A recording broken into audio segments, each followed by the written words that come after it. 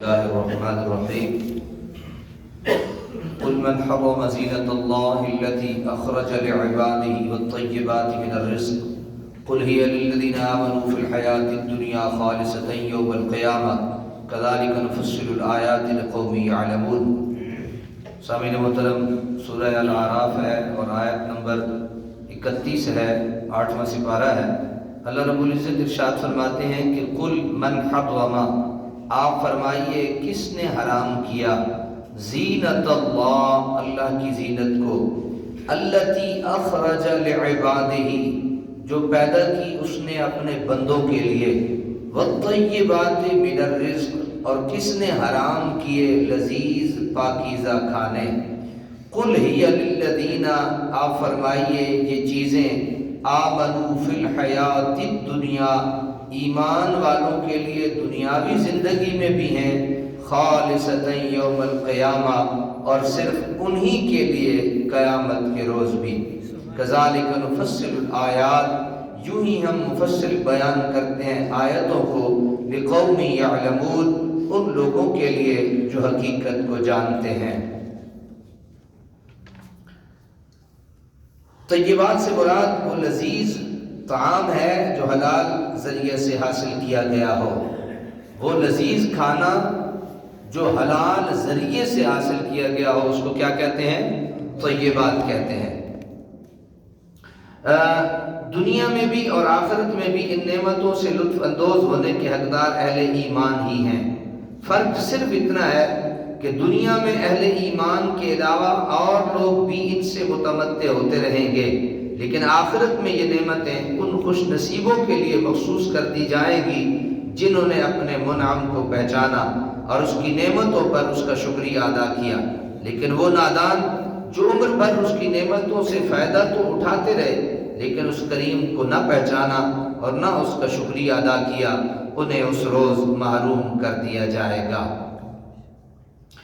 قل انما حرم ربی الفواحش، آیت نمبر 32 ہے، آپ فرمائیے بے شک حرام کر دیا ہے میرے رب نے سب بے حیائیوں کو، ما ظہر منہا وما باطنا، جو ظاہر ہیں ان سے، وما باطنا، اور جو پوشیدہ ہیں۔ حلت و حرمت میں انسانی خواہش کو کوئی دخل نہیں، بلکہ حلال وہ ہے جسے اللہ تعالیٰ نے حلال فرمایا اور حرام وہ ہے جسے وہ حرام قرار دے۔ پہلے کفار و مشرکین کے حرام کردہ اشیاء کے متعلق بتایا کہ یہ محض ان کی اپنی گھڑی ہوئی باتوں میں حقیقت سے ان کا کوئی واسطہ نہیں۔ اس آیت میں ان امور کی تصریح فرمائی جس کو اس علیم و حکیم نے حرام قرار دیا۔ یہاں حرام کے متعلق مختلف انواع کا ذکر کیا جا رہا ہے۔ پہلی کیا ہے؟ ربی الفواحش، فواحش اس کا واحد فاحشہ ہے جس کا معنی انتہائی کبیر فعل، لیکن عرف عام میں اس کا معنی زنا ہے۔ قرآن مجید نے زنا کے متعلق یہی لفظ استعمال کیا ہے، انہو کان فاحشہ، مطلب یہ ہوا کہ ہر قسم کا زنا کیا ہے؟ حرام ہے، چوری چھپے کیا جائے یا اعلانیہ کیا جائے۔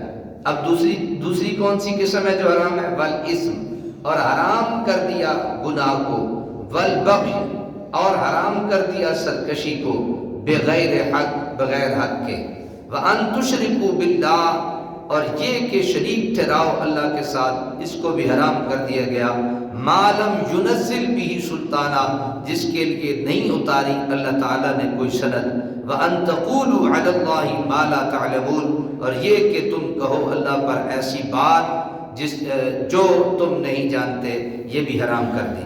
دوسری قسم اسم ہے، اس کا لغوی معنی گناہ ہے، لیکن شراب کے کثیر التعداد ناموں میں سے ایک یہ بھی ہے۔ حضرت حسن بصری نے یہاں اسم کا معنی شراب کیا ہے۔ قرطبی کہتے ہیں کہ میں نے شراب اسم پی یہاں تک کہ میں بے ہوش ہو گیا، یہاں اسی طرح عقل کو یہ شراب ضائع کر دیتی ہے۔ تیسری قسم جو حرام کی گئی وہ البغی ہے، اس کا معنی ہے ظلم میں حد سے تجاوز کر جانا۔ چوتھی قسم شرک ہے۔ پانچویں قسم اللہ تعالیٰ کی طرف جھوٹی باتوں کا منسوب کرنا ہے، یعنی جو حکم اس نے نہ دیا ہو اس کے متعلق یہ کہنا کہ یہ اللہ تعالیٰ کا حکم ہے۔ اللہ تعالیٰ نے ان حرام چیزوں کا ذکر کر کے واضح کر دیا کہ یہ چیزیں کیا ہیں، حرام ہے ربی الفواحش والاسم والبغی بغیر حق وان تشرکوا باللہ ما لم ينزل به سلطانا وان تقولوا علی اللہ ما لا تعلمون۔ اللہ تعالی ہمیں ہر طرح کے حرام سے بچنے کی توفیق عطا فرمائے۔